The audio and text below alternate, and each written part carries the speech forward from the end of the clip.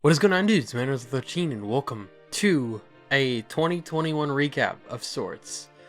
It's going to be different than the one that I did for last year for many reasons. One, we have a different camera angle with a different backdrop. Two, I'm using a different microphone. This one is my music microphone, but it was on this boom stand, and since I'm standing up in front of my shelf of all of my nerd shit, felt it would be simpler to use this one rather than to unscrew that one and put it on this and whatnot, but it's fine.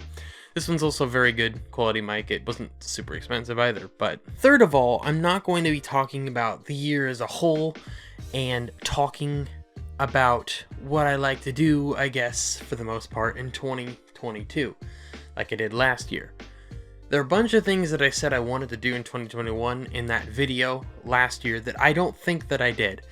I didn't bother going back to check because I just didn't really want to. Because things have changed a pretty decent amount over 2021 because I've decided to make better changes for myself and for my future specifically. So what I'm going to be doing for this video is a recap of the games that I played in 2021 on the channel and off the channel, most of which were actually on the channel because a lot of my free time ended up being spent making YouTube videos, which is a kind of a funny, I guess, oxymoron in a sense, because I put a ton of work into the YouTube videos, and it's not even like it gives me anything, not like I'm working toward an actual grade to get my degree, or like getting actually paid and whatnot. It's kind of interesting sort of thing. I'm going to be going in order of those games from the ones at the start of the year to the end. And that includes the ones that overlapped into 2021, like the first two on the list, and we'll go from there. But before I do that, I actually want to talk about some of the things that happened to me in 2021 that are probably different than what I said in that video that I was going to be different. Starting out, I made French my second major. I was minoring in French and then majoring in art, but I decided to make French my second major because I was so close to finishing it anyway. I watched the Chiefs be able to go pretty simply through the playoffs and then get steamrolled in the Super Bowl. I am a massive Chiefs fan, and there's another thing relating to the Chiefs on this list. Number 3, I actually started my first real job, so because of that real job actually, quote-unquote real job, one that's actually paying me consistently, I was able to upgrade basically entirely everything about my setup. So I got everything new in that sense, and that's also one of the things on the list a little bit later, but yeah, I'll be intersplicing some footage and such so you can see. I started focusing on health and working out daily actually since the very end of February. It's been going better. I feel like I look better. I feel like I'm more confident. I feel like I'm healthier. It's very good. It's something that, you know, you don't always want to do, but if you push yourself to do it, then you're gonna thank yourself for it. Trust me, I was one of those people. I ended up making a statue for one of my classes out of metal. I forged it and I did all this shit myself, and I made a little Carnivine statue, which is pretty cool. I can actually grab it. Saves me a slight bit of editing time. As you can see, a little metal Born to Dream there. It actually turned out extremely well, and I am very proud of it. As I mentioned, I upgraded my entire setup, including the internet, and I wanted to do some streams this year, but just didn't get around to it. Simple as that. There are a lot of things in my schedule that prevent me from specifically having a set time to be able to do things. One of those things that I just was like, I'm not comfortable doing it at this point, and there are certain days on the weekend where I legitimately cannot stand to be home. So that's the simple answer. I need to get out of here. That's something that should happen in 2022, I hope. I would love that to happen, but you never know. I fell in love with Critical Role and Set It Off. Critical Role, people should know what the fuck Critical Role is. Like, legitimately, it's like the biggest D&D show probably in the world. Like, I literally have this many different things, and then including the shirt that I'm wearing today. Hopefully the camera's picking it up, but I really love Critical Role. That's not even including the pajamas and the masks I forgot to show. And then Set It Off as a band that is like punk, pop, sort of. Is it pop? I don't know. It's like a punk alternate sort of style band or whatever. Couple of Set It Off songs are legit like the sort of things that it's like, alright, I'm in a bad mood. I need to listen to this because this will make me calm down and think a little bit about why I'm mad, such as like Why Worry is a great one. Lonely Dance is actually like incredibly spot on. It's like one of those songs that just hits perfectly. I just say go check them out if you want to. Through an online game that I've played throughout the majority of 2021, I met a couple of friends online from playing that game. It's pretty nice to have someone to play with in like an online competitive game, because my best buddy Jadrick has had a lot of things going on that's made it tough for us to play games like that together. But I actually got over my Pokemon burnout, and the Pokemon burnout really hit me in 2018 in the middle of the two super difficult Nuzlocks I was doing at the time, the Blaze Black Challenge Lock and the, I believe it was the Ultra Moon Wonder Wed Lock, or was it Ultra Sun? I think it might have been Ultra Sun. The Ultra Sun Wonder Wed Lock, that, I think the burnout in a sense hit me in a different way because of that series. There's a lot of bullshit that happened, specifically because of the logo for that series. It's the stupidest fucking thing, but legitimately, the stupidest things happened because of that goddamn logo. And I'm still proud of that logo, but there's a lot of shit went down because of that crap. That's when the burnout really started, and it just got progressively worse and worse because I was disappointed by Sword and Shield. And then I just took a massive break throughout the majority of 2021. I played a game, X and Y, that I really liked. They're too easy in general, normally, but Jedrick and I made them very difficult in the Soul Link, and it was actually very refreshing to play. I think also playing Pokemon as a two-player series rather than doing it by myself. So, it was really nice. And then when it came to Brilliant Diamond, Shining Pearl, I legitimately enjoyed just playing through the game normally, as I hadn't done since Sword and Shield, but I was so critical of Sword and Shield because there were so many things I thought could have been better, because I'm a genuine fan of the series and I just want to see the best for one of my favorite all-time series. It was nice just trying to ignore some of the things that may have upset me or whatever, and just playing a game and trying to enjoy it as I could. So that's something I also tried to do more heavily these past 2 years, is play more games on my own time to enjoy them more personally. Which is why Skyrim, The Outer Worlds, Persona 5 have all become some of my favorite games of all time. And Red Dead 2. I started watching a bunch of new people on YouTube and such. Not so much Twitch. Never been one for Twitch, really. It's just harder to stay connected to the people you like on Twitch, in my opinion, because I have to go away from YouTube because a lot of the content I watch happens to be there and such. So that's why I like when certain esports events are hosted on both YouTube and Twitch, so I can watch it on YouTube. And same with Critical Role, I also like that. We were able to have in-person classes in the 2021 fall semester. Who knows, they may end up having to go to online in the middle of the 2022 spring semester because of Omicron and all that shit, because America does not, a lot of Americans don't consider COVID-19 to be a real issue, and that things need to change. Man, it's just frustrating. It's just frustrating. I don't know what to say.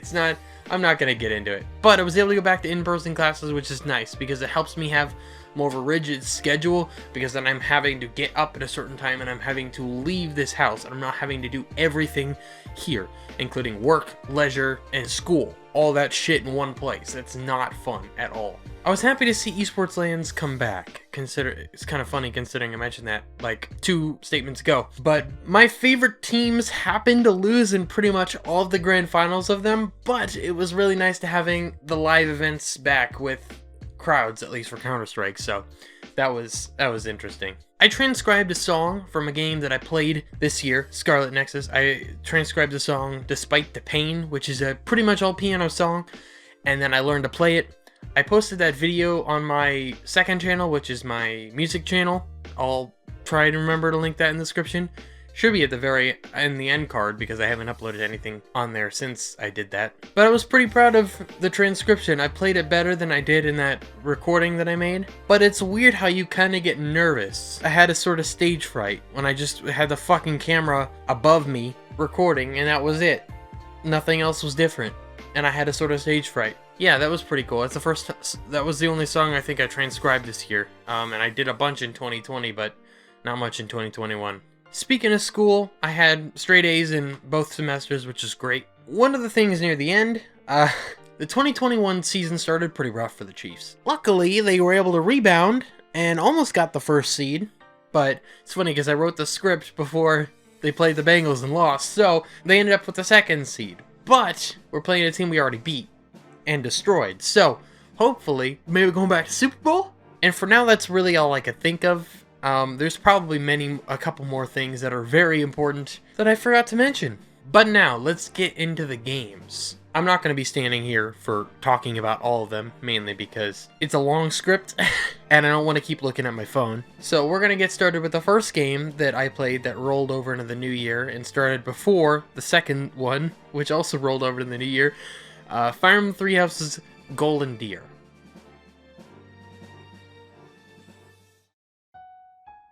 Fire Emblem Three Houses came out in 2019, but even 2.5 years later, I am still not fucking done with this game.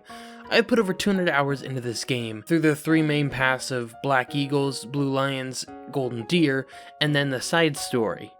I still have one path that I need to play, so I'm still not done with this darn game. This was the game I actually bought my Elgato and my Switch for as well, because I wanted to play Fire Emblem because I had recently gotten into it because, you know, the 3DS games are really good. So concerning Fire Emblem Three Houses in 2021, I ended up playing the second half of Golden Deer. The second half, or part 2, started a little bit before the year switched over, but most of it happened in 2021. It ended up being my favorite of the 3 paths because I really just enjoyed Claude, because Claude, I feel, is literally the best lord out of all 3 of them. I mean, I love Dimitri, and in a sense I like Edelgard. I like Dimitri more. Granted, Black Eagles was unfortunately the worst path so far, but concerning Black Eagles, there's another path you can go through if you choose Edelgard's house, and that is Silver Snow, and I still have to do that. So in the Golden Deer playthrough, I played on hard mode, which is a pretty good amount more difficult than the normal mode I had played on the previous 2 playthroughs, and I did have some difficulties throughout the entirety of the playthrough. It ended up being that I had to rely a ton on some of my super big hitters, which were Claude, Lysithea, Hilda, Leonie. Pretty much the entirety of my main squad was really good. My Byleth was actually the absolute worst Byleth I've had comparatively to the other 2, because I just got screwed on a bunch of gross. And at least it wasn't as bad as my Laurens, though. Like, holy crap, did Laurens get so stat screwed. I literally couldn't use him. It got to a point where I literally could not use him at all in battle. He was just sitting as a adjutant to another unit, and he still got screwed when he leveled up. It was awful. I think Fire Emblem Three Houses was very ambitious, including the 4 different paths that you could take to get through the story. The problem is that all 4 paths are incredibly similar. They hit on a lot of the same notes, you have the same maps in the same order for the most part, you have a couple that are missing in like Silver Snow, which are there in the other paths and whatever, and a lot of the endings seem very rushed and unfinished, like there could have been more done, and there wasn't. Like you get at the end of the story, that specifically Golden Deer, that Claude is leaving for Elmira, but you don't really hear that. Like, he doesn't specifically tell you. You handshake with him, then it goes to a final cutscene where it shows some of that stylized artwork and the people all talking and whatnot, and then you have, it goes to basically the credits where it shows the MVPs for all the maps and then all of your different characters and their win-loss records and who they married and little bits of backstory and whatever. Obviously, we know Claude goes to the Almiran, I don't know exactly what it is, Alliance or something like that, because he's technically the rightful king or something like that, or the rightful ruler of that, because I don't think he stays with the Alliance. Fire Emblem Three Houses is such a good game. There's so much freaking content in it, and it is unfortunate how some of the things end. I know a lot of people didn't like the monastery aspect or having to go to it every single month or whatever. I actually did like that because it made it feel like it was a more living, breathing world in a sense, because you have all of your people throughout the entire overworld, and you can run and you can talk to them, you can do things with them and whatnot, rather than it just being a single menu, which would be more efficient, but I really like it. It is a lot more fun. It reminds me a bit of the base camp or whatever from Fates. and a little bit of that little barracks conversations that you would have in Awakening. And you could talk to people every once in a while in Shadows of Valentia or Echoes when you were in certain areas that allowed you to explore in a point-and-click manner. I really did like the way that Three Houses did that. I will say that I'm not the best at tactics games, obviously. I like playing them. I like having to think outside the box sometimes, but there are sometimes when it comes to just playing things like Fire Emblem where I just want to brute force this shit, and I tend not to play in classic mode because I don't like losing units because I decide to brute force it because that's just what I enjoy doing. And I didn't play any of these on classic mode. I do like how casual mode is a pseudo classic mode, where if you lose your unit for the battle, I kind of tried to move on without them, but there were some times where I went back because it was a specific unit that I needed. I do also like the time wheel bit in this game compared to Echoes. I like how the turn wheel works in this game because even if your Byleth or your Claude goes down or something like that, you can just use the turn wheel, or it's not the turn wheel, it's the time pulse in Three Houses, and you can go back to the turn and redo things and redo everything. All in all, I still don't really understand the RNG system in Fire Emblem. I know people talk about RNs and whatnot. I don't know what that means. I won't even pretend. I know that it's like at a certain point, RNs are 1-for-1 with a percentage, but the problem with that is, at least I think, that hit rate isn't always mentioned as a number. It's mentioned as a percentage many times when you're just in the battle forecast before you like click on a unit to attack it or whatever. You get like a preview of your percentage to hit. It's kind of weird how that sort of thing works. I can't really explain how the intricacies of Fire Emblem, and I'm just a fan of the series, but moving on. The next game that I played this year also happened to start at the tail end of 2020 and continue on into 2021, even with a 3-month break, was the X and Y Soul Link that I did with Jedrick, aka Crestfallen. And we started it on Christmas Day of 2020, and it continued it well into 2021. Obviously, X and Y released in 2013, but there are many things you can do with it now because there are tools to randomize the games and such, which is really cool. And oh my god, did I have to randomize these games so many times. Randomizing my version X was a lot easier because I have X. I gave Y to a friend a long time ago, like back in literally 2013 or 2014. So I didn't have the physical copy of the game to dump it in order to randomize it, so I had to get a ROM, and then sometimes when randomizing the ROM it didn't pack correctly, and so it made it very difficult for Jedrick to be able to load the game. And I had to try so many frickin' times and randomize the same things over and over again, and it got so frustrating. I literally was able to get a build working to get the first episode done. Like, I think the day of we were trying to do the first recording. And it was, oh my gosh, it was just a pain in the butt. One of the things that didn't get transferred over is randomized TMs or the shiny odds being boosted for his game, because that just would not pack correctly. I know why, because it's like the EXEFS, I think, or something like that, instead of the ROMFS, which is what was actually packed correctly, and I couldn't get it to work, so we just had to deal with it. He ended up finding a straight up 100% legit shiny in the series, so that was very cool. But obviously, randomizing 3DS games is a little more difficult than it seemed originally. Anyways, the X and Y Soul Link is a Soul Link, which is a 2-player Pokemon Nuzlocke where you have 2 Pokemon that are paired together, and if one person's Pokemon dies, its pair on the other person's team also dies, and neither can be used anymore. There's also like a type and gender clause sort of thing where you try to have opposite genders, or you can. That is completely an option to have opposite genders, because it does make things more interesting and more difficult. There's also a type clause sort of thing where if one person is a primary water type Pokemon on their team, the other cannot have a primary water type Pokemon on their team, and that goes for all typings. So at most you can have 12 main typings on the team. It makes for having to use very interesting Pokemon. Like, I had to use an unknown so Jedrick could use a Magnezone so he can get a 5th Pokemon on our team. He had to use a Butterfree because that was, in his opinion, the best starter that he had. It was just, Interesting series from start to finish.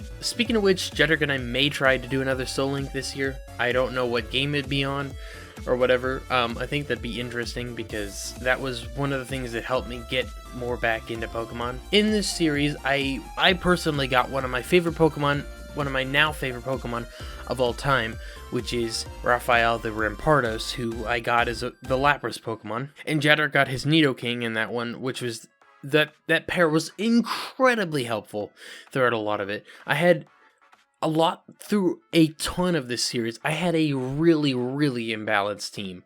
Like, I was super weak to so many different typings, and man, I still remember that battle against Lysander. That was the toughest fight in the goddamn series because I think it was a damage roll that I won on, so it was absolutely insane. My favorite Pokemon, Born Dream the Carnivine, also made a reappearance because I encountered one in a horde just out. I think it was on my favorite route, the one that's got all the fall leaves. I don't remember exactly what it's called. We made the game a lot tougher on ourselves because every important battle against enemy trainers, such as Lysander or the gym leaders and our rivals, they all had 6 Pokemon, and obviously everything was completely randomized, and as I mentioned earlier, there were many times that one of us got short end of the stick when it came to building a team because of a typing that we needed to add, or in general, one person just had a major weakness. For a while, Jedrick had a major weakness to like rock, I think, or was that me? I forget. I think it was him. I think he had a major weakness to rock, and then we adjusted our team to make that a little bit better, to give him water type. But it was a blast. I highly recommend you check the series out because I edited the entire thing, so I pretty much know it to be true. And I also really like the layout and logo and intro I made for it, so make sure to go check that out because it was very fun. Next up, I didn't grow up with the original Pokemon Snap. I only played it a couple times before at a friend's house. At that friend's house, I was the one who threw the apple at the Electrode to make it explode to find whatever that other path was because he didn't know about that, and I didn't know about that either. I was just throwing apples. It was pretty cool. When new Pokemon Snap was announced, I decided to host a poll on the channel to see if people would watch it. I wasn't overly excited for this game because obviously I didn't grow up with Pokemon Snap, and I wasn't like, oh my god, Pokemon Snap! It was like, okay, sure. And I, for some reason, decided to host a poll, because otherwise I wouldn't have bought it. And the result was to do a one-off on the game, but after I did that first episode, I was like, alright, this is a lot more chill and a lot more interesting than I thought it would be, and I actually really enjoyed it. It was one of the few games that I played this year that actually released in 2021. There was only 2 others. A lot of the stuff I played was older stuff. Anyways, I enjoyed the game far more than I anticipated. It was very nice to just basically chill out, not worry about strategy, just go through and see all the different sites of all the Pokemon acting like they would in the wild, in a sense. And so I ended up beating the game on the channel. It was only a total of 6 episodes, and a lot of that was edited down because I had to go through courses many times in order to do stuff, so it was one of those nice games to just go to and play, and I didn't have to talk a lot. It was just very nice. It was really just kind of a relaxing experience, and there were a bunch of cool photos that I actually got from that series that I really enjoyed.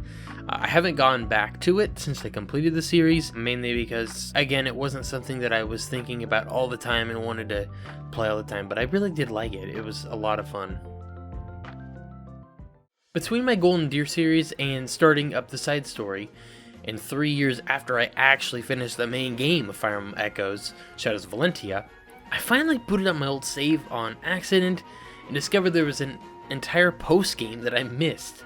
Actually, I saw that Mecha and Bismix did it on their series on the game, and then I checked my game and it was like, oh wow, there's more. The post-game of Echoes consists of your party going across the sea to Arcanea and taking on this underground labyrinth in Thebes, which I would guess has something to do with the original Fire Emblem, or Shadow Dragon, or the Blade of Light, whatever the first one is, and whatever the name of the remake is, like the New Mystery of the Emblem or something like that. I haven't played it on DS. I didn't know what Fire Emblem was when that game came out. That labyrinth in Thebes had been buried for a long time, and I'm guessing since the events of the original games, since Echoes actually is in the same timeline as those games I've already mentioned.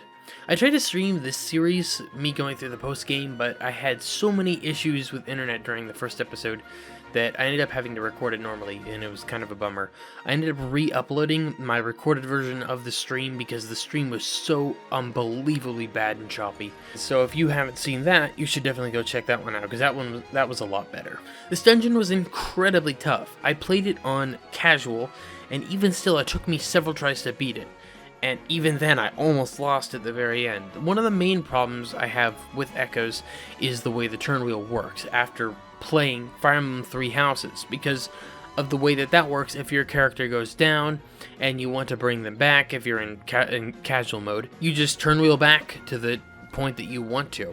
But in this, if either Alm or Celica gets defeated, you automatically lose. You cannot use the Milla's turn wheel to go back and restore them and fix the mistake that you made that put them in danger or something like that. You just immediately lose.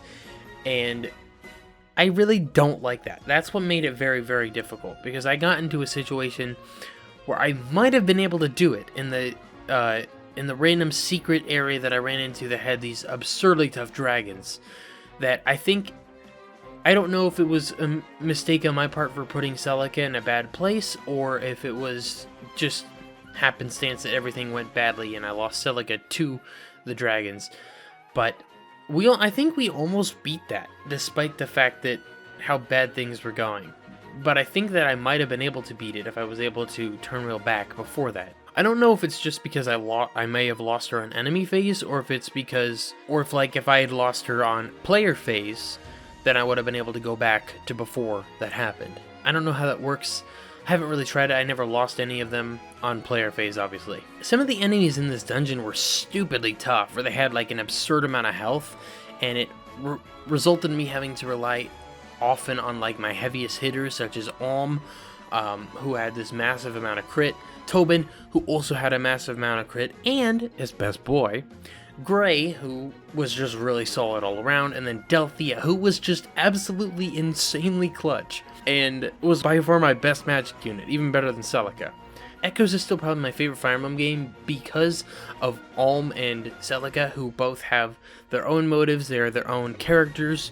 You don't get to assign anything to that character. You're not specifically playing matchmaker or whatever and putting units together who you really want to get together. They have set supports and whatnot, and it shows growths of those specific characters. And I think the story is just probably one of the best in Fire Emblem, at least of the ones that I've played, which are the newer ones. And I think that Echoes does the multi-path structure like incredibly well, because you have Alm and Celica with their entirely different parties, who the different parties feel different. You have different types of units on those parties, and different combinations of personalities, and you go through mostly different parts of the world and all of that, and you fight different enemies, and then you eventually meet up, and then you split up, and then you come back together during the final part and kick ass as a full party with a bunch of OP units, which is awesome.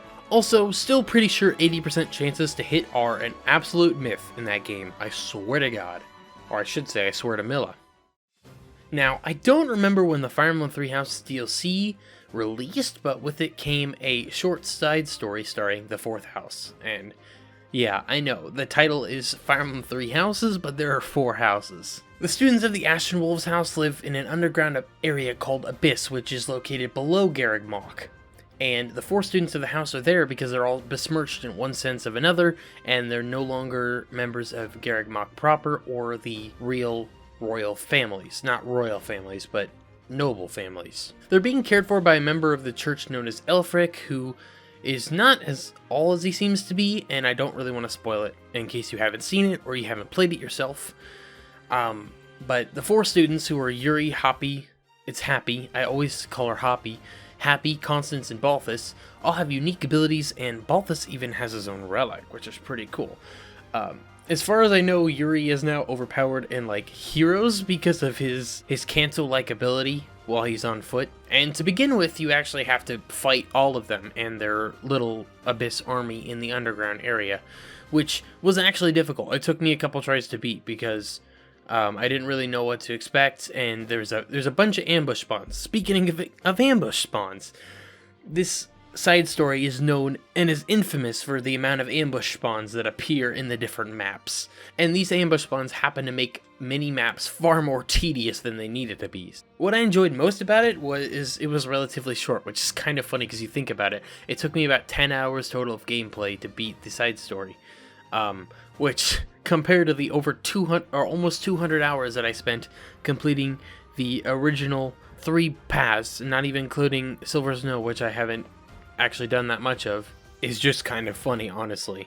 These 4 characters introduced in the side story is really cool because then I get to use them in my final playthrough that I do of Silver Snow when I finally do that. I'm hoping to do that this year. I just gotta get through the Black Eagles part, and then I plan on streaming the remainder of it, because I think it'll be more fun to stream it. Also, for that first map where you have to fight the Abyss characters, there was a turn limit, so that was one of the reasons it took me several times to beat it. I think it was just twice. All in all, I felt the side story was pretty interesting, though. You got to play on some different maps with some different units with different abilities, and then you had a ragtag group of the members of Garreg Mach proper, such as the 3 House Lords, and then 1 random character from each house, being Ash from Blue Lions, Linhardt from Black Eagles, and then Hilda from Golden Deer. And it was pretty interesting. I don't know why they specifically picked the people that they did. I think they just wanted to give connections to certain characters, and maybe some characters that had less depth or something like that, or maybe they just felt it was a good choice to pick those characters to bring out the depth of the Ashen Wolves. But anyways, I thought it was pretty cool. So a game I played on and off last year with some online friends is Valorant, which I actually met these online friends through. And Valorant is a tactical team-based FPS with gameplay like Counter-Strike, with abilities like League or Overwatch. And while I don't really like watching Valorant very much, it's a lot more fun to play it. Because watching pro Counter-Strike is a lot more entertaining, but playing Counter-Strike on the online servers is not very fun because of how toxic the community can be. I do have a lot of experience in other FPS games, so coming into it I was pretty skilled for a beginner. Most of my time playing things like Counter-Strike specifically has been against bots, or like in Gun Game or whatever the fuck it's called in CS, where you get a new weapon every time you get a kill or whatever. I've improved it somewhat, like in terms of game sense, and a little bit in aim. I don't know if it's just because I got a new mouse, but I did end up getting a new mouse. I could have probably improved more if I spent more time honing the craft and practicing, but I don't really, because I just don't care to. I'm not thinking, oh, I'm gonna be the next Valorant pro. It's just kind of like, I like playing, and if I'm in a good mood and I'm playing with friends, then it's a lot of fun. It doesn't help that one of my friends has much higher MMR because he's been playing a good chunk longer than the most of us, and he's getting pretty darn good at the game. So I tend to be playing Trial by Fire, so if I can go positive when I'm playing with him, then it's a good day. Valorant has a little bit of luck, such as the spray patterns, because they're not as uniform as Counter-Strike's are, nor are they super consistent when it comes to running and gunning and being on ropes and all that shit. Sometimes it feels like hit detection is luck, because there are times where I literally see the blood spatter and hear the sound of headshotting somebody, and then I die, and then it tells me that I didn't headshot them. It's like, are you kidding me? The fact that there's a bit of luck in the game is actually what makes me most frustrated about it. It's because it's the same reason that competitive Pokemon has eventually began to upset me, and I stopped wanting to do it, because I don't like luck in skill-based games. I don't know how much of a hot take that is, but I really just do not care for that. So it makes me very frustrated when I lose to things like luck. I don't necessarily have footage of me hitting a guy in the head and then it telling me that I didn't headshot them, but it has happened more often than I would like to admit, because it is kind of irritating. Raze is probably my favorite character, though. It's also definitely my best character because I just have this really good knack of throwing grenades at like a really good angle, like as I'm running, and getting them into tight places and killing random people with them. And I really like playing Raze on Ascent because I have a very good grenade lineup from the market door and whatnot. And I'm still learning to not spray like you would in Counter-Strike or Destiny, as bursting is far more efficient at Valorant, but still learning how to do that efficiently. In the only game I've uploaded of it on the channel, I actually did pretty good. I got Team MVP. Spare, who is the high-ranked player, was not at his home, so we didn't have very good internet. We ended up losing, but it was a lot of fun. You should definitely go check that out. Now, during the week of one-offs, where I didn't have my Elgato to finish the side story, I decided to play The Outer Worlds, which at the time was my all-time favorite game. It's still one of my favorite games of all time.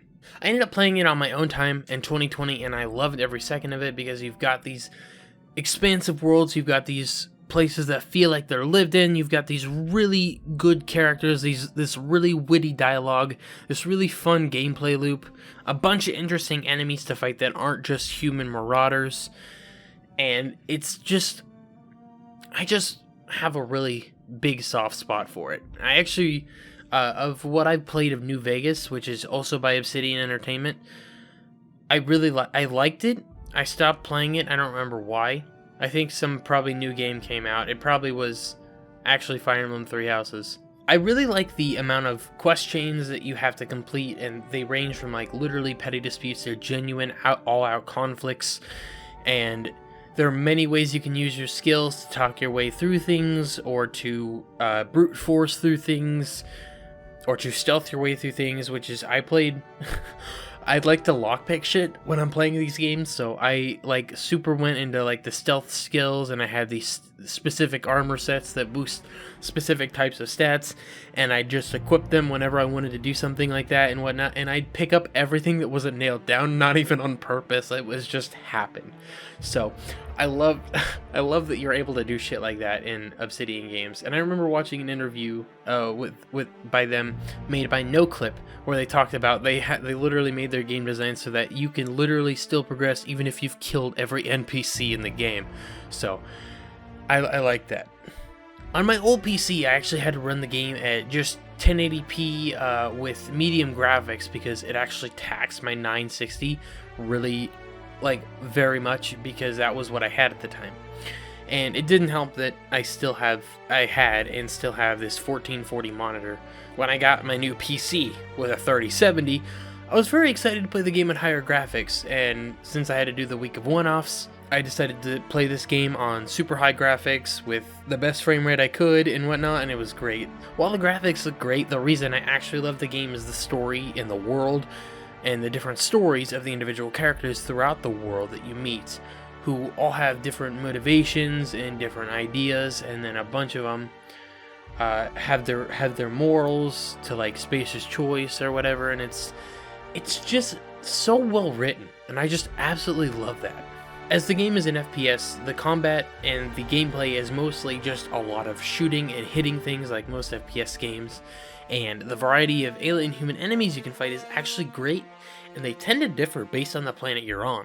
Like, one of my favorite things was actually the DLC world where you went to wherever the hell they made one of the sodas, like the purple soda, I forget what it's called, but you had these massive fields full of these people who were getting infected by these worms and shit, and it was a lot of fun. The progression system is a lot like Fallout New Vegas specifically because it is made by the same people who made it, and so you can spec out your character to be to specialize with the science weapons, to be a physical fighter, or to be a ranged person like how I played, ranged with a bunch of stealth skills so that I could steal shit all the time. The Groundbreaker is honestly just one of my favorite frickin' places in like all of video gaming. It's such a cool little area. It's just this docking thing in space where you go, and then that's where you have to actually do Parvati's companion mission and whatnot, which is a fucking adorable mission. Like, oh my god, legitimately. Like, Parvati's like honestly one of my favorite characters in all of video games. All the characters actually that you get as companions are very different in their own ways, and they all have a lot of charm to them. They feel like legitimately real people, and the voice acting helps that 100%. But they're also written so damn well that they feel like you're talking to a real person, and you really enjoy talking to them. in reality, I could probably gush about this game all the time. Like with the healing items, you have so many different things, you have different effects that they give you, and then you can put them in your healing thing, I forget what it's called, that you put up to your face and you inhale and whatnot. And you can put in different like fruits or whatever that give you a specific, give you more health recovery, or you can put in things that make you like a boost to certain types of abilities or whatever. I use some of those sometimes to boost abilities so I could hack my way into something. You can also get flaws, which occurs when a player fails to do something repeatedly in certain gameplay segments, and they impede that specific stat, but they give you a perk point so you can get more abilities and such. I actually had to look up what the fuck they were called on the Outer Worlds Wikipedia page because I knew exactly what they were and I could see the screen in my head, but I just can't remember what they were damn called. There's also tactical time dilation, where you can slow down time, and it's bullet time, pretty much. You can slow down time and you can get a jump on an enemy, you can perform a critical attack if they don't know you're there. And it's just a lot of fun, man. And all the different partner characters that you have their own skill trees. So you can upgrade certain things about them, you can make certain ones specialize in certain things, and certain characters, I believe, like Vicar Max gives you persuasion skill boost, and then Parvati gives you engineering skill boost and all that, and it's very good for certain situations when you need a bunch of points and you want to do something the easier way, then you just bring one of them along and it all works out. The setting itself is also incredible. I didn't actually mention that, like, the different environments on the different worlds are beautiful. And, like, right off the bat, you're forced to make actually a major decision where you decide to route power to Groundbreaker, or, excuse me, route power to Edgewater, or to the Atrium, where the deserters are hiding out, in order for you to fix your ship so you can get the hell out of there, even though it wasn't your ship, it was the guy's ship who was helping you out, and then you killed him with your escape pod. There's a lot that happens in the very beginning of this game, and it's just incredibly endearing. But it's set in an alternate future where you have a bunch of corporations who basically rule everything, and in that sense it's very similar to like how Horizon Zero Dawn, how the story of that, you get little bits, bit by bit, how corporate things became in that prehistoric America before everything got destroyed, and then you get to your point. That's really not that big of a deal, but I wanted to mention that because I really like that sort of thing where you're just, by existing, you're going against the grain. Specifically because of the fact that they just left your ship with all the frozen people just in limbo because it crashed. So simply put, that's how the game is. There's probably a lot more, and if I were playing the entire game in a series, I would probably be able to mention more about the things that I love, but I just fucking love the game. I highly recommend it if you want to go play it. The Outer Worlds 2 is coming out soon. I think I'm 100% going to do a video on it. No matter if the old one has done good or not, I haven't checked the stats on it. I haven't checked the stats in a lot of videos because despite the fact we have 1,100 subscribers, I get like fucking maybe 10 views a video if I'm lucky. So, I really recommend you go play that if you haven't already. It's out for Switch now too. Came out in 2020 for Switch. So, you have no excuse. Next up, in the week of one-offs, was Destiny 2. Destiny 2 is a game I played several years back, whenever the Red War campaign was live, and then I bought the Forsaken DLC, where I played through that, and then I freaking laughed my ass off when my character spoke for the first time, because that was not the voice I expected from him at all. It was like super deep. It was like, it was completely unexpected, and it was hilarious. I actually got really good at using pistols in that game, or not just in that game, in general, because of that game. Because I had this legendary golden pistol that I got from something, and I used it a ton. And then Bungie transitioned over to Steam, and I did not learn of this, actually, despite using the same email for Steam and Bungie, until the day after it happened. And I was like, excuse me, what? Why did you not tell me about this? I had an account I paid money for. And shit. It was very frustrating at the time, so I was like, I don't want to play this at all. And then Jedrick talked to me, he's like, hey, have you played Destiny? It's like, yeah, I have actually. And then he's like, do you want to, it's on Steam now, do you want to play it? And I'm like, let's do it. So we started over in Destiny, and I played as a warlock that time. Like an exo warlock instead of a human titan. Anyways, it was definitely more fun playing with a friend in the sense that it feels like to me that they changed the campaign structures. I feel like you had a lot more that you could do in the original plot lines and such. It feels like a lot of now it's just you get like 1 or 2 missions and then you have to go grind and do a bunch of shit that doesn't matter. And then you're not really tied into the whole continuation of the story because you have to go talk to someone at the main base on... I don't remember what it's called.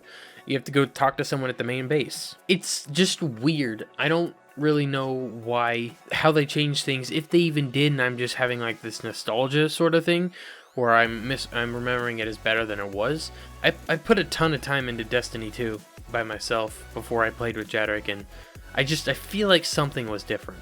So in 2021, when Season of the Splicer launched, which is when I made the video on it, Jadric and I hopped in the game. We played the free portion of the DLC in the video, and then we did a, like, actually, if you think about how much was actually available in that, or how much I actually played of the story thing and not just that random mission at the end that was with a bunch of other people that wasn't related to anything story-wise, that's how much is free.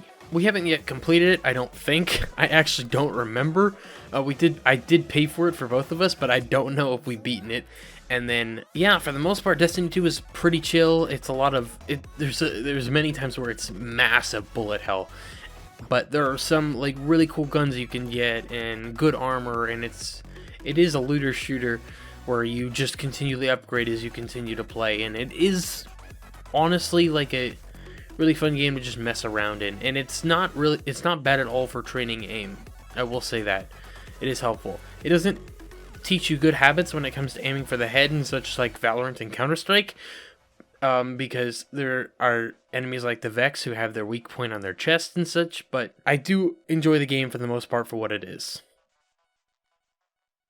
Now, Scarlet Nexus was a game I was super looking forward to after seeing it at the 2020 Game Awards.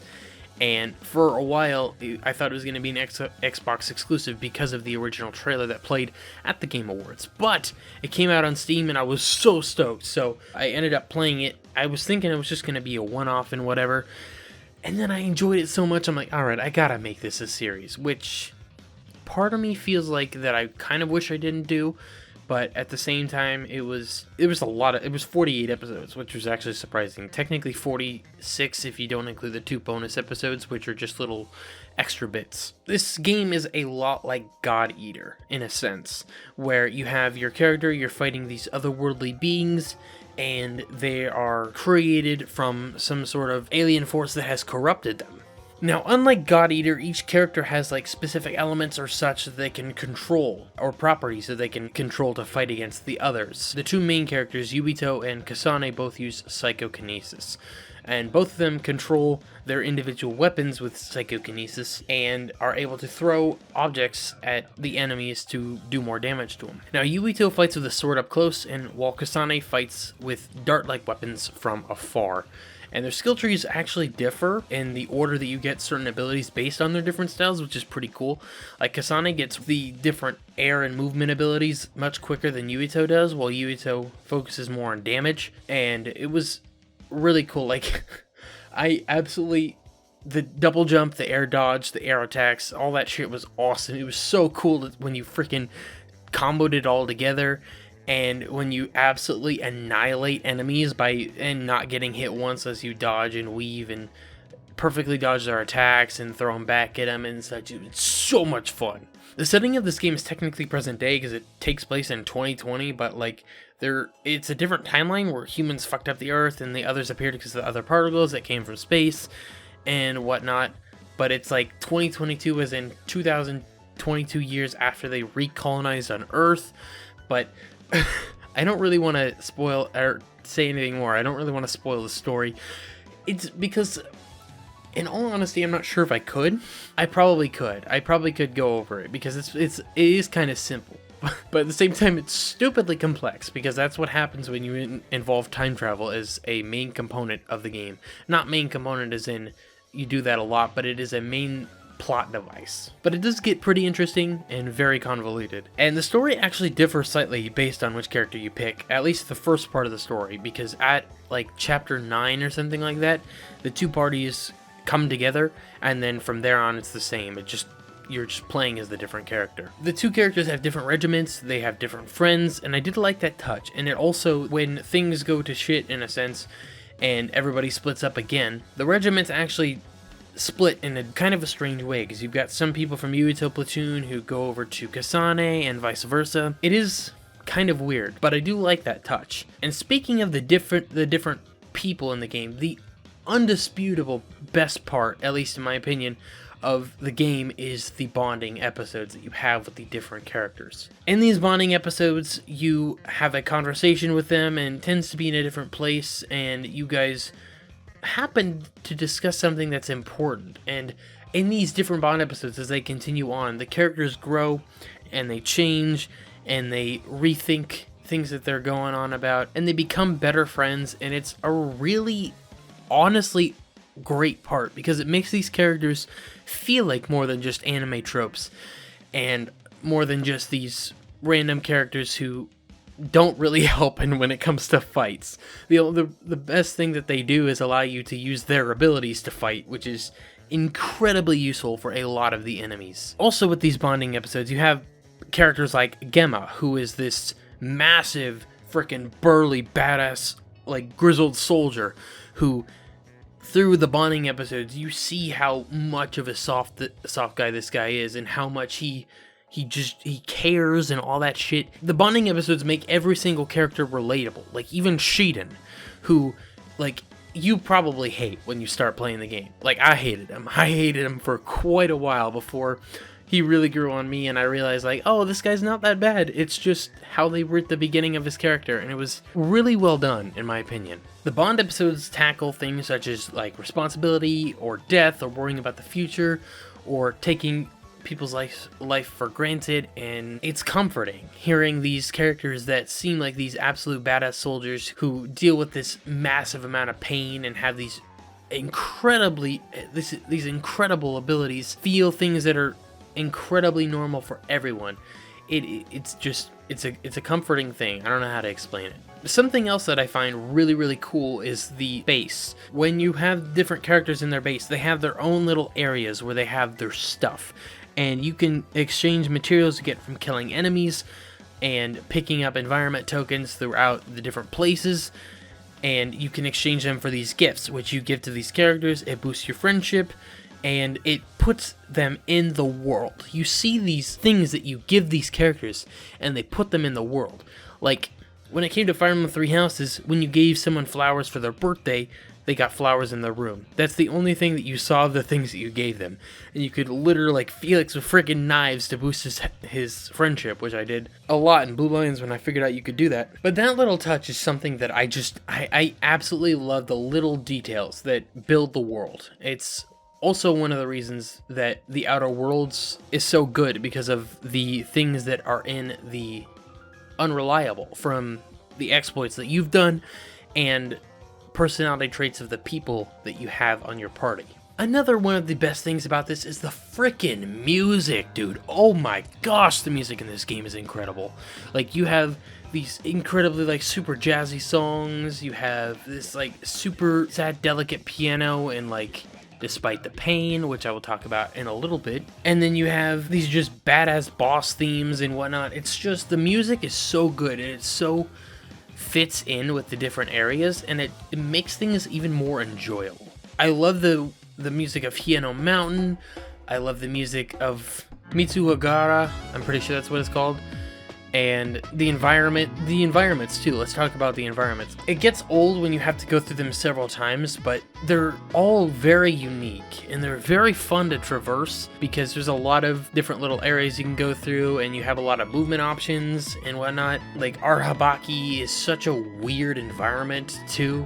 I don't really like the outside as much, because you have these stupid conveyor belts that make things difficult to get through, and these just obviously general open battlefields and whatnot. You know, that's what they're there for and whatnot. The style of the game is also actually really nice. While many of the early episodes of the series got bit crushed because I had the bitrate slightly too low when I was rendering it, YouTube crushed those even more. I think that the graphics in general are really nice because it's this simple sort of cel-shaded style with these strange sort of realistic graphics. It's hard to explain. I think it just works really well together. Now, while that's a bunch of stuff I liked, I do have a many a technical gripe with this game. To start off was the camera. When I played through this game was before, like the majority of what I played was before they introduced that massive several gigabyte update where they introduced some free DLC and added camera options where you could up the stiffness of it to make it lock on harder to your character. But there were times when you're running to the side and your character gets moved over to the left. Not that the camera's over their shoulder, but they run and the camera stays put for a bit before it starts moving with the character. And that really threw me off because it made judging distances and judging how to dodge a ranged attack stupidly difficult in some cases, and it was incredibly frustrating. They did fix that where you could lock it behind the character, and it made it better in some senses. I was used to the other camera, so I ended up going like in between rather than having it be the original or the new super locked in. And then there are like things like where the bosses will lock onto you in the middle of their attack. They'll just turn even though you've dodged or whatever.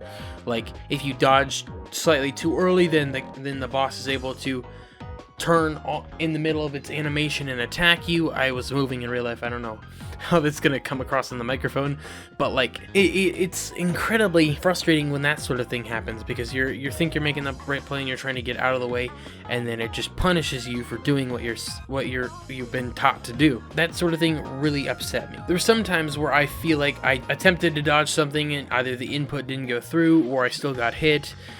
And there are certain enemies like the Bronyons who I really hate just because there were many of them that felt like they were super damage sponges because they would just take so many hits and it would stop being fun to fight them or challenging to fight them because it was just like you're getting hit by cheap shots and they're taking a ton of hits to take down. And there were, oh my gosh, there were so many times where you were forced in this small area to fight these massive enemies. Like, I do like the lock-on camera where you're able to lock onto the enemies and you can know where they are in relation to you, but sometimes it made it difficult because you're dodging one way and then the enemy moves or whatever and you dodge a different direction because you're trying to continue dodging in the way you were, but since the camera changed, it changes the way that you dodge. And there was a point at the beginning of the game where I wasn't totally sure how the freaking dodge worked. If it worked in relation to the camera's perspective or Yuito's perspective. I don't know if they fixed that or if it was just something that I was just unable to get because of that specific lock-on camera issue. It does move in the based on the camera direction, which once I learned I was able to get more perfect dodges and feel like I was more in control of my character. Despite the technical issues and such that I have with this game, like when you get a hold of the controls and you chain together attacks and you absolutely annihilate an enemy, it makes you feel like an absolute badass, like the Attack on Titan games, where when you're zipping around and you're dodging attacks and you're destroying titans and then you're zipping over and going to another place and whatnot, you feel so fucking cool. You feel like you're an absolute badass annihilating these enemies, and it's a lot of fun. It felt so good when I was able to start defeating Bronyons more consistently without taking a hit. It was so good. Now, I mentioned Despite the Pain earlier. It's a sad piano song that plays during certain moments that are more sad in a couple of Bond episodes. I learned to play that on the piano because I transcribed it first after hearing it, so I listened to it over and over again, and then I wrote sheet music of it, and then I learned to play it on the piano. I made a video on that on my second channel, my music channel. If you want to check that out, I'll leave a link to that in the description below. It'll also be linked at the very end in the end card because it's the most recent video I put out on that channel. Now, during my first playthrough as Yuito, while I had issues with the technical things and whatnot, it was honestly a lot of fun to go through that. I really enjoyed Yuito's fighting style, which is because he was the first character I picked. It was actually on accident that I picked him because I was trying to do something else, and I ended up selecting him. I think Yuito is just a better character. He has discernible motives, he's genuinely interesting as conversations, he feels like a real person who just wants to be nice and is just enjoyable to listen to and play with, and I feel like he gets a lot of good development. And while Kasane actually has more development as a character, because at the beginning she's incredibly aloof and bored, I just don't like her as much as a character. I feel like her voice actress, Erica Mendez, played her exactly as she was supposed to. I just don't think that Kasane is as interesting a character as Yuito. And even still, Yuito's fighting style is way more akin to mine, which is like you get in there. I'm not so much a ranged person when it comes to games like this. As I mentioned earlier when I was talking about Destiny, I played as a Titan in my original playthrough of that game because I like to be the damage dealer and the tank. I like to be up front into the action rather than playing in the back line. So playing as Yuito was a lot more fun because Kasane, you hang back and it's weird because you have to be closer. You don't have essentially a ranged attack where you're super far away. She just has to stay a little farther away than Yuito, and her attacks are a little slower too, but she does have the better movement options, at least right off the bat. All in all, I honestly do recommend it. It is a niche game. I don't think the story is anything to write home about. It's not like this incredibly deep story like any of the Last of Us games or anything like that, or even the Outer Worlds. It's just, you're kind of just forced into this path in a sense, and while it is funny and it is cute, and then you get to the end and its friendship saves the world again, honestly, it's a good time. I say pick the character that you think fits your fighting style more, and then play just through it once. I don't think it's a bad game in any sense of it. I just don't know if if playing 2 times back to back like I did is the best idea. Now, it has been a long time since I actually enjoyed playing Pokemon. As I mentioned, the Soul Link helped spark my interest again in it. I don't know if I'll be doing a single player Nuzlocke anytime soon, but I've been a Pokemon fan since I was 4 or 5. My older cousin gave me a Silver Game Boy Advance SP and Pokemon Silver, and I played every main series game that has come out except for Leaf Green, because I never had the game. I never even had Fire Red. I played a ROM of Fire Red, and I will never buy the Let's Go games. I used to own Pearl, but I either lost it with my DSi case, which also had Explorers of Sky in it, which is, it really does suck. Either that, or I let my friend keep it because we kind of split time with it. And I haven't actually played a Sinnoh game in probably 7 years before the announcement of BDSP. When the games were announced, I kind of was taken aback by how basic the logos looked. In reality, all of the Pokemon logos from that time were very simple. Pokemon, you just had the text and that was it. Then on Twitter, I actually saw tweets from the so-called graphic designers who helped ostracize me from the Pokemon community, talking about how they could do it in an afternoon of Photoshop, and it's like, well, yeah, of fucking course. They're incredibly basic. Well, that really isn't pertinent at this moment. It reminded me of the good old days before everything went to shit, and concerning my relationship with like the Pokemon community and my relationship with Pokemon specifically. I didn't really like the art style. I didn't like the chibis. I still really don't, and I wasn't that excited for the remakes. I didn't even intend to make a series on the game, let alone make a video on it, and I figured I'd be done making YouTube videos by the time it released, because that was my plan in 2021, was to wind down YouTube, because it's like an extra bit of work for me. It's not paying bills, it's not this thing that I enjoy more than anything, it's just kind of an extra job in a sense. Since I was still doing videos, I decided to make a poll and ask people if people wanted a series on it or what, and the vote ended up going toward the series, so I obliged. And I decided to change up the editing style for it so I wouldn't drive myself crazy because of work and school, and I believe that editing style, combined with the fresh experience of a new Pokemon game for the first time in, like 2 years, helped rekindle my enjoyment of Pokemon even more alongside the Soul Link. It felt right to give each of these characters voices. Some of them made myself laugh, like Flint's voice and calling him a clown. And then I for some reason couldn't remember Rowan's voice repeatedly, and it was because of the amount of time it was between seeing Rowan. And then I decided to use a team I'd mostly never used before in a playthrough. At least 4 of them were Pokemon I'd never used before in a playthrough, and I benched my starter for like, I think the first time ever in my nearly 19 years of playing Pokemon, which is kind of wild. I've always used a starter, but this time around it was like, nah, let's not use Piplup. The only Pokemon I think that I had used before was a Floatzel, because I have probably used one before, and I've definitely used a Rapidash before. I've definitely used it specifically in the Sinnoh games. I have definitely used a Floatzel in the Ultra Sun Wonder Wedlock, and I've used a Galarian Rapidash in Sword and Shield. I imagine I've used both of those Pokemon before, since there's like literally no fucking fire types in Sinnoh. The game in general is slow. It like takes 2 freaking full minutes to boot up.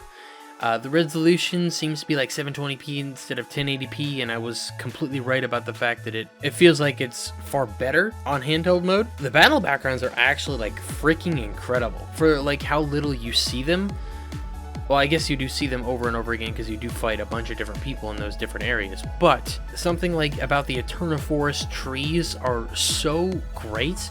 And it makes me think about, like, you see these for like a couple battles or whatever, and then these are better textures than the trees in the fucking wild area, which is like, what?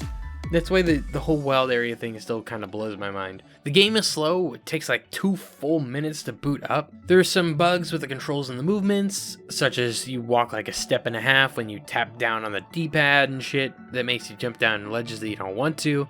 It's frustrating, but something about playing these games, like, it genuinely made me appreciate going back to Sword and Shield for the first time, like, the speed and how vibrant the wild area was, aside from the trees, and the different expanded customization options that are available in Sword and Shield. The story in Sword and Shield still blows, like, absolutely, it's terrible, which is especially evident compared to the Gen 4 story and how legitimately evil Team Galactic is. I do have some more issues with the games, however, such as them not including the mini platinum improvements, such as the expanded decks, or the ability to get Rotom before you beat the league and get the national decks. But I do like how they expanded the underground and made the dens available for you to catch Pokemon that you otherwise wouldn't be able to get in the Sinnoh decks or whatever. But like, stupidly you can get Gligar, but you can't get Gliscor because you can't get the Razorfang until the post-game, which is absolutely stupid. But they did add some more things that you can dig for in the walls, such as like the underground shards, not underground, the legendary shards, which you can trade for the slates at Romanos Park to encounter the different legendary Pokemon. Now, what does suck about those is that once you have captured all of the legendary Pokemon, you can still find those damn shards underground and you can't get rid of them. You just have them forever. Or you're like me, where you have like 4 extra discovery slates because you spent all of them at the beginning and they didn't cap you at 3, which is stupid. I really hate that, because like if you quote unquote knock out a Pokemon, you literally are able to save in front of them before you fight them. So you can do that and not even have to worry about having to get another slate to re-encounter them. It's stupid. Certain items you can dig up in the underground are far more common in the specific games, like in Brilliant Diamond, you can find Thunderstones, Firestones, Sunstones easier, and Helix fossils.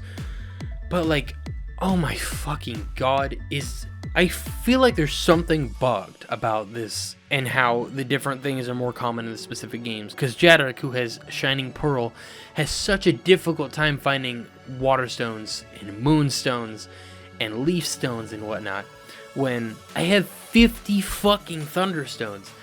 And there's only 2 Pokemon that evolve with a goddamn Thunderstone. And I have currently like 15 Firestones, and I've sold probably 45 of them. And then I have like 15 Sunstones and I've found so many freaking Helix fossils trying to find a dome. I found 3 Helix fossils in one wall one time. No dome fossil. That's the only fossil I didn't find aside from the one that's version exclusive. Jadric finally found one, so we're going to be able to get that guy out of our decks, but like, oh my gosh, the underground is so frustrating because like it's so monotonously boring, and then you have these legendary shards which takes up more rarity, and I wish that it was easier to find the stupid things in the other games. So it's I could talk a lot about it. I mean, the games they came at a good time, I feel like, especially because of Legends Arceus coming up. I think that will be actually a lot of fun too. While BDSP aren't and will not become my favorite Pokemon games, I do really appreciate them for helping rekindle my love for Pokemon and enjoyment for actually wanting to play it. And finally, the one game on this list that I didn't play on the channel, Persona 5.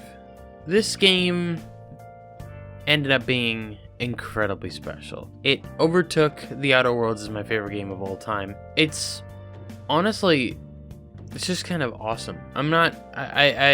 This game is just simply awesome, really. The presentation, the art style, it's great.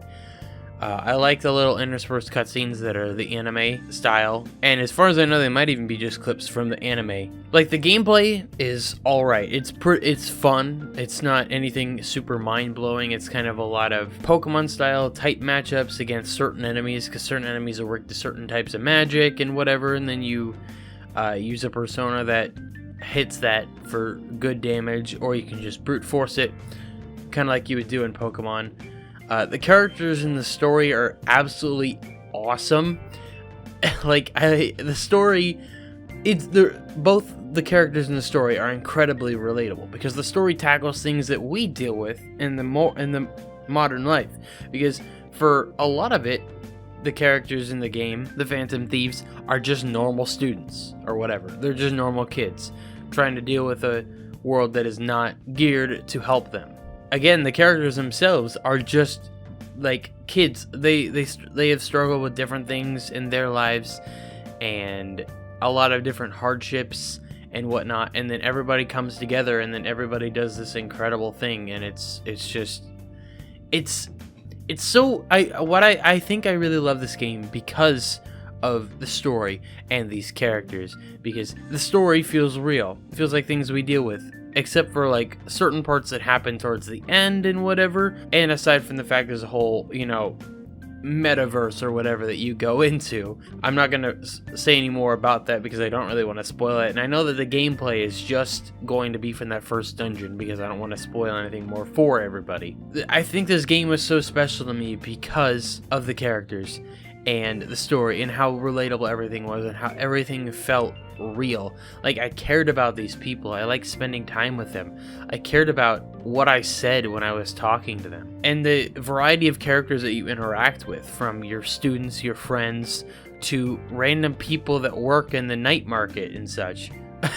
Like, night market, not as in anything illegal really, but like in the nightlife center of the Tokyo. And I love the way the story is portrayed at the beginning, where you're flashing back and forward through time, and the voice acting is also incredible. The voice acting really lends to all the characters being and feeling real, really. Like I have to specifically shout out Max Middleman is fucking Ryuji. Like, oh my god, I love Ryuji so much. He's my favorite guy in the, like, one of my favorite characters in the game entirely.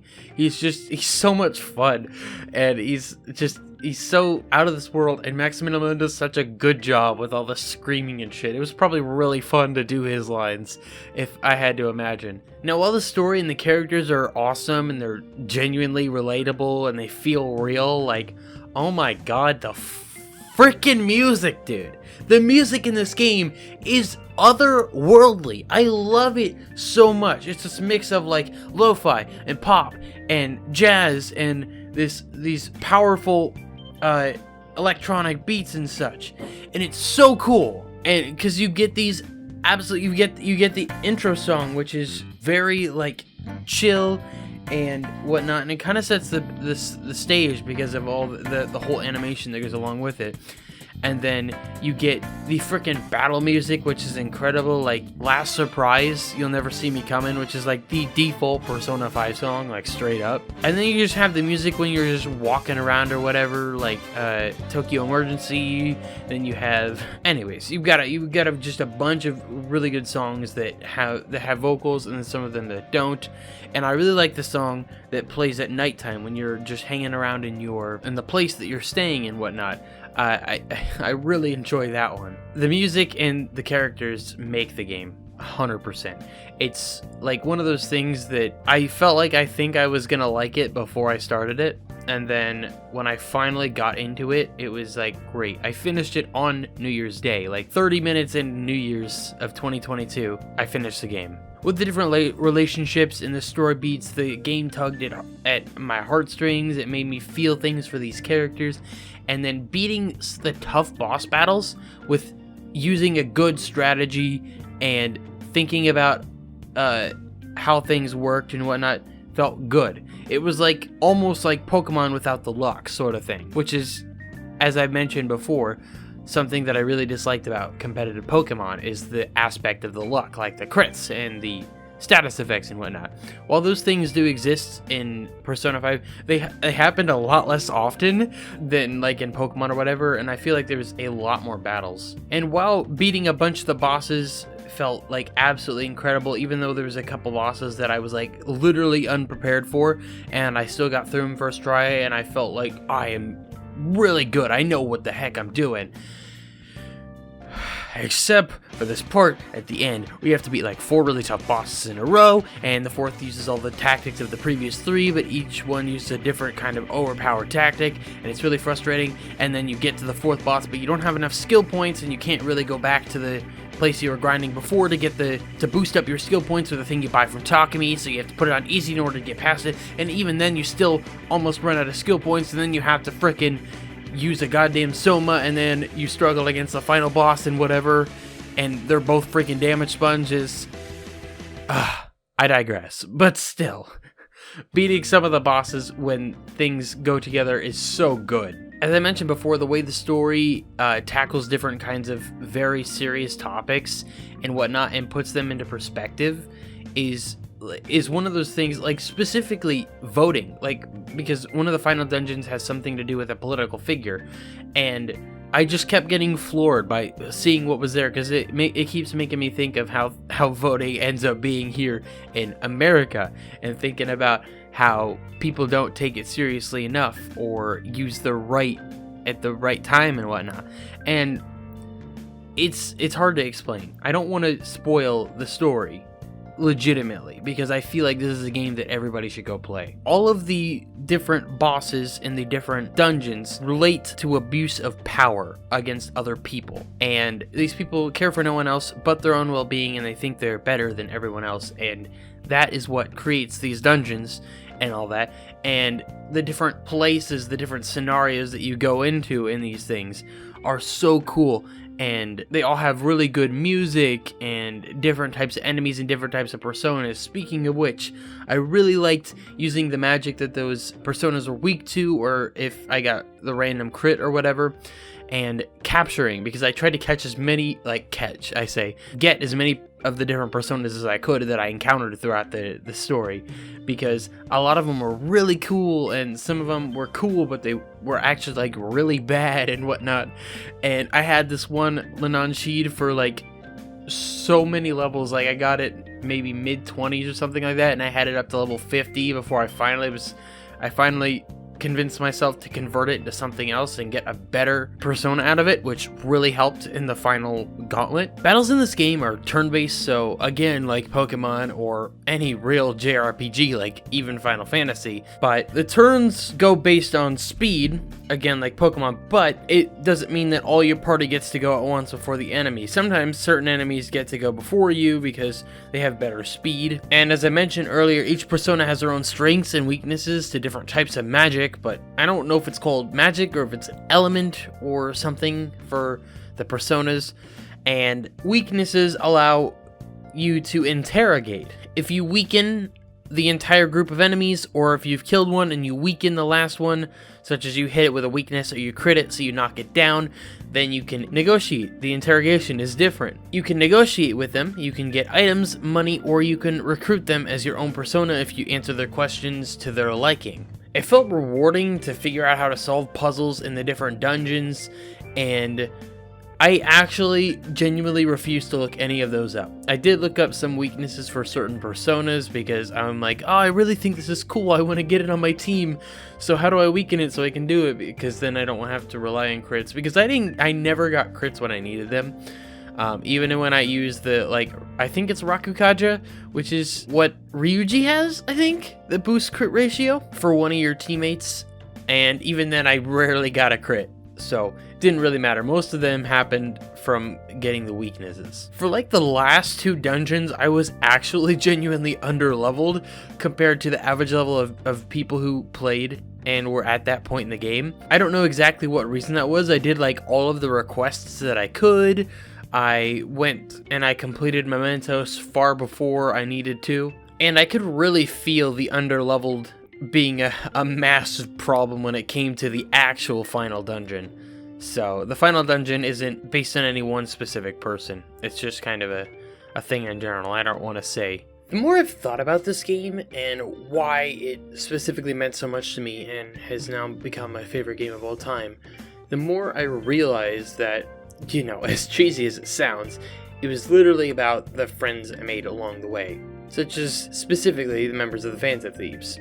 The members of the Phantom Thieves genuinely feel like real people that I could count on, and you build real relationships with them, with Joker as your vessel. They were people that I felt like I could always count on, and that were always there for me, and in a sense, like, they helped me get through things.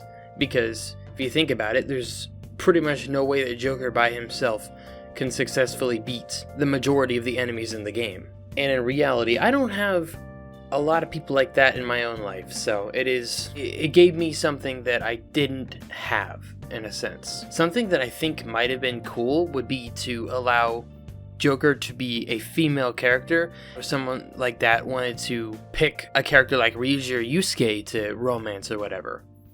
I think that could have been an interesting decision.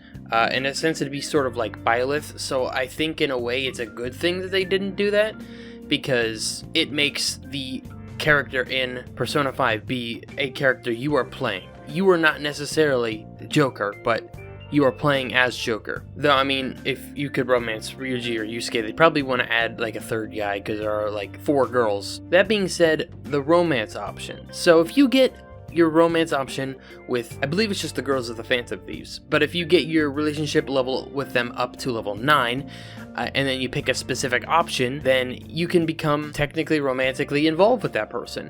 And you get a couple of extra cutscenes near the end of the game that have to relate with you spending specific quality time with your significant other, which I thought was a really cool kind of feature to have. I also wrote in the script, it's almost like a sort of real anime waifu. I don't know why I wrote that, I wrote that, and then I decided to read it because I wrote it for some dumbass reason. I'm kind of afraid of saying more because I really don't want to spoil anything major about the game, because I really believe this is one of those games that's deserving of a playthrough, like no matter who you are.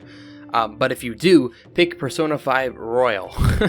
When I bought my copy of it, Persona 5 Royal was actually out, and I just decided to buy the normal Persona 5 because I was thinking, oh, well, it's just all the DLC included. But no, there is an extra female character, I believe, that is in the Phantom Thieves. There's an extra dungeon at the end of the game, so I don't know if the point where I was actually underleveled comparatively was because of people who were playing Persona 5 Royal and had that extra bit of training that they could have done, and they were counting that in the play total. It's quite possible, but I'm not sure. But I highly recommend you play Persona 5. You don't need to play any of the other Persona games to understand what is going on. You don't even need to play Shin Megami Tensei. You just have to. I really think that you should play Persona 5, but pick Persona 5 Royal. If you're still watching this incredibly long video, thank you. I appreciate you. I put a ton of effort into this video, so make sure to give it a like. If you want more videos like this, make sure to subscribe. I still got a little more to talk about in the outro section, but we're done talking about the games from this point forward. 2021 was very interesting. It really wasn't the best year I've had. It wasn't the worst year I've had. It was kind of like 2020 over again, in a sense. Obviously a little more freedom, and some things are sort of back to normal, but there's obviously like still the shortages on chips and shit, so stuff is super fucking expensive in certain fields like computers, like the PlayStation 5 and all that shit. Some things are still very much not back to normal, and the world is kind of going to hell in a handbasket, and COVID's got a new strain and shit, so who knows, 2022 might be pretty bad, but we'll see what happens. We can hope it'll be good. We can genuinely hope. I'd love for it to be good. I feel like I should mention the couple of goals that I've been able to devise of my own self over winter break. I've been thinking a lot about stuff, and specifically one of these goals was further solidified by playing Persona 5. I really want to become a voice actor. I'm not even kidding. I've really enjoyed voice acting throughout the entirety of me playing random games on the channel, such as the Pokemon games, the older Fire Emblems, the first two 3DS Fire Emblems, which didn't have voice acting. They had little bits of voice acting, so it gave me sort of an idea of what their voice sounded like and whatnot. But it was Shadows of Valentia first that was like, okay, wait a second. I know this person. I've heard this person several times before. I really think I want to become a voice actor because this person is giving a genuine voice and genuine personality to a character that I really like. That person was Robbie Daymond in Tobin. Robbie Daymond is legitimately my favorite voice actor. And it's really cool that he's actually on Critical Role for at least part of Campaign 3. We'll see how long he's there. But he is just genuinely one of my favorite voice actors, and every single time I randomly hear him in a game, because I don't know what he's specifically working in or whatever, I'm like, oh my god, that's fucking Robbie! And like, I still remember this moment that several times during my random Fire Emblem Three Houses playthroughs, I said that I could legitimately see Hubert speaking. And I didn't know that Robbie Daymond voiced Hubert until like midway through Blue Lions, when I saw a video from like, I don't remember the channel's name. They had like a yellow icon with like a triangle and whatever, and they had a bunch of the Fire Emblem Three Houses cast talking about different things. And they said Robbie Daymond voiced Hubert. I'm like, what the fuck? No way! And then I was able to hear it actually in his voice after knowing it was Robbie Daymond. But like, the fact that it was so different that I didn't even actually recognize it, and then the voice acting was so good that I could see that character talking with that voice. It was one of those things that's like, I just love voice acting, and I really want to voice act myself. I have no idea how to get into that sort of thing. But yeah, I don't even know if I'm really all that good. I just really like doing voices. I can't do accents to save my life, but I do like doing voices. So, I don't know. That is genuinely something. Persona 5 solidified that, because when you have the text conversations between all your friends, which definitely wasn't in the footage I recorded, I was actually doing my best interpretation, I guess, not interpretation, but imitation of their voices while they were texting, as if like I was recording the video and I was speaking it out so that people who maybe aren't watching it but are listening to it can know what they're saying and whatnot. It was something that I just was doing, and it wasn't even like I feel like I should do this. It was like I just was doing it because I'm like, I love these characters, they feel like real people, and I want to feel like they're more like real people, so I'm giving them sort of voices. I don't know, it's hard to explain. I just want to really, I think I want to become a voice actor. I don't know how to do it, but I think that's something that I should do. Another goal is going to be graduate from college, but it's pretty much set in stone, because I'm not going to fucking fail class. I'm not going to fail the last 3 classes I have this semester before I graduate with my double major. So I'm not that's gonna happen 100%. I'm being done with college. And the final thing that I wrote down, which is more of a long-term goal, I guess, is finish up some of the songs that I have worked on my own time and created, finishing them up, as in me putting vocals to them and then editing them and then finally releasing them, because I've been very hesitant to do that because I have a certain sort of stage fright that it's when it comes to singing and like playing the piano less so, more so singing in front of other people, I have this sort of stage fright. So it makes it more difficult for me because I'm always worried that someone else is going to hear me and whatnot. And I've also had, I say this lovingly, but I've had parents who will offer judgment even when judgment isn't wanted. So in a sense, it does make it more difficult for me to want to do that, because I'm worried that I'm gonna be told something about it. It's like, I don't need you to tell me. You're not an expert. I know this. I know what I can do better, because I can hear it when I'm doing it on my own. There are a lot of songs that I've posted on my second channel that are older, and they're not that great when comparing them to maybe how I sing now or whatever, because at that time that was among probably the best that I could have done on that song. But now I know that I can do it better and all that jazz. So I guess that's it for the 2021 recap and kind of what I want to do for 2022. So hope you all enjoyed. Did like appreciated. If you feel comfortable enough to do so, leave some of your goals down in the comments below, and let me know what you'd like to do for 2022 and what changes you'd like to make. That's all. So here's to a good 2022. Thank you so much for watching. Hope you all enjoyed. If you did, like is always appreciated. Make sure to subscribe if you like my videos, and I will talk to you all later.